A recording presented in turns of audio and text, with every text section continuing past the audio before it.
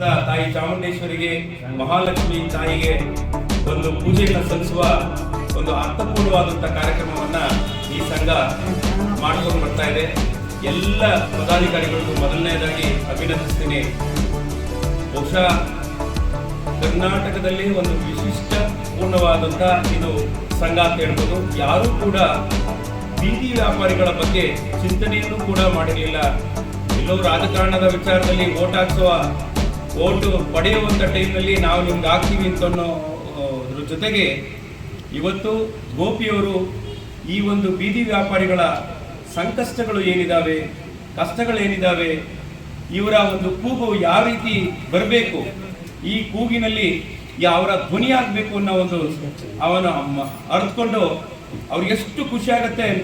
ಇದನ್ನ ನಮಗೆ ವಿದ್ಯಾಭ್ಯಾಸನೇ ಇದ್ರೆ ನಾನು ಇನ್ನೂ ಗರ್ಜಿಸ್ತಾ ಇದ್ದೆ, ಆದರೂ ಕೂಡ ಒಂದು ಮನಸ್ಥಿತಿ ಇದೆಯಲ್ಲ.